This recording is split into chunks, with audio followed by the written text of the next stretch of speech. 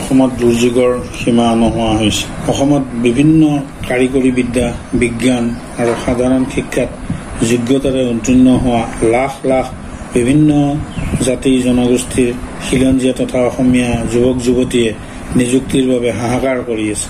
এনে অৱস্থাত অনা অসমীয়া তথা অখিলঞ্জীয়া যুৱক যুৱতীক অসমত চাকৰি কৰাৰ বাবে সুযোগ উলিয়াই দিবৰ বাবেই অসম চৰকাৰৰ উচ্চ শিক্ষা সঞ্চালকালয়ৰ উপ সঞ্চালক সুমিত্ৰা দেৱে 4 জুলাই নিৰ্দেশযোগে বিশ্ববিদ্যালয় আৰু মহাবিদ্যালয়ৰ কৰ্তৃপক্ষলৈ জাননী জাৰি কৰি সহকাৰী অধ্যাপক, গ্ৰন্থাগাৰিক আৰু তৃতীয় চতুৰ্থ বৰ্গৰ চাকৰিৰ বাবে আগতে বাধ্যতামূলক হৈ থকা স্থায়ী বাসিন্দাৰ প্ৰমাণপত্ৰৰ প্ৰয়োজন নহ'ব বুলি কৈছে। সামাজিক মাধ্যমত এয়া কেবিনেট সিদ্ধান্ত বুলি প্ৰচাৰ কৰা দেখা গৈছে। কথাটো জনজাত হোৱাত বিভিন্ন মহলে তীব্ৰ অসন্তুষ্টি প্ৰকাশ কৰি এনে হঠকাৰী অসম বিৰোধী সিদ্ধান্ত বাতিল কৰাৰ দাবী জোৰদাৰ কৰিছে। লগে লগে বিজেপিয়ে মুখ্যমন্ত্ৰী হিমন্ত বিশ্ব শৰ্মা আৰু শিক্ষামন্ত্ৰী ৰমেশ পেগুৱে এই সম্পৰ্কে চৰকাৰৰ কোনো সিদ্ধান্ত নাই হোৱা আৰু চৰকাৰৰ অজ্ঞাতেই উচ্চ শিক্ষা সঞ্চালকালয়ে এই জাননী জাৰি কৰিছে বুলি প্ৰেছটোকা জাৰি কৰিছে। চৰকাৰৰ নিৰ্দেশ নোহোৱাকৈ শিক্ষা সঞ্চালকালয়ে এনে নিৰ্দেশ জাৰি কৰিব সাহস কৰিব পাৰে জানো? এয়া কেতিয়াও বিশ্বাসযোগ্য নহয়। আচলতে কথাটো প্ৰচাৰ হোৱাত শিক্ষা সঞ্চালকালয়ৰ ওপৰতেই দোষ জাপি দি ৰক্ষা কৰিব পাৰিব বুলি ভাবিছে অসম চৰকাৰে। বিজেপি RSSৰ নিৰ্দেশতেই এনে অসম বিৰোধী ষড়যন্ত্ৰ চলি আছে। চৰকাৰৰ দাবী যদি সঁচা, তেন্তে শীঘ্ৰে শিক্ষা সঞ্চালকালয়ৰ সঞ্চালক আৰু উপ সঞ্চালকক চাকৰিৰ পৰা বৰ্খাস্ত কৰক আৰু জৰিমনা বিহক।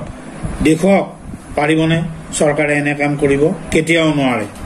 বিজেপি চৰকাৰৰ অসমত প্ৰতিষ্ঠা হোৱাৰ পৰাই ৰেল বিভাগ, LIC, পোষ্ট বিভাগ, তেল আৰু প্ৰাকৃতিক গেছ আয়োগ আদি কেন্দ্ৰীয় অৰ্ধকেন্দ্ৰীয় বিভাগবোৰত অসমৰ বাহিৰৰ পশ্চিমবংগ, বিহাৰ, উৰিষ্যা, তামিলনাডু আদিৰ লোক বিভিন্ন চাকৰিত মকৰল হৈ আছে। ব্যক্তিগত খণ্ডবোৰতো অসমীয়া খিলঞ্জীয়া লোক নাই বুলিবই পাৰি। ইতিমধ্যেই অসমৰ প্ৰাথমিক, মাধ্যমিক, হাইস্কুল, উচ্চতৰ মাধ্যমিক স্কুলবোৰত পশ্চিমবংগ আৰু বিহাৰৰ লোকে চাকৰি কৰি আছেই।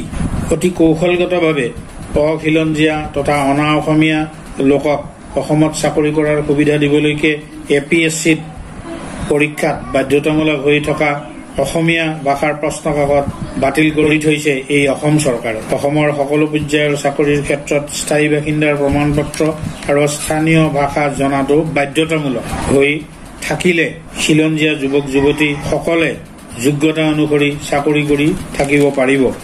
ভাৰতৰ সকলো ৰাজ্যতেই এই PRC অৰ্থাৎ স্থানীয় বাসিন্দাৰ প্ৰমাণপত্ৰ আৰু স্থানীয় ভাষা জনাটো বাধ্যতামূলক। তেনে ক্ষেত্ৰত অসম চৰকাৰে অবধগুৰে নাচি অসমৰ খিলঞ্জীয়া তথা অসমীয়াক হত্যা কৰিবৰ কাৰণে এনে ষড়যন্ত্ৰ কৰাটো নিতান্ত দুৰ্ভাগ্যজনক আৰু পৰিতাপৰ বিষয়।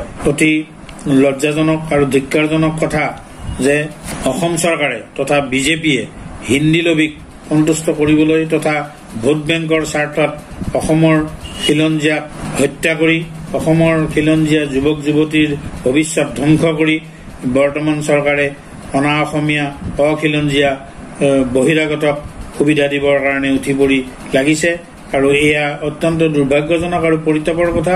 আৰু শীঘ্ৰে অসমৰ সমস্ত খিলঞ্জীয়া জাতি জনগোষ্ঠী ঐক্যবদ্ধ হৈ এনে অন্যায় আৰু অসাংবিধানিক নিকৃষ্ট কাৰ্যৰ বিৰুদ্ধে মাৰ বান্ধি থিয় দিয়া উচিত।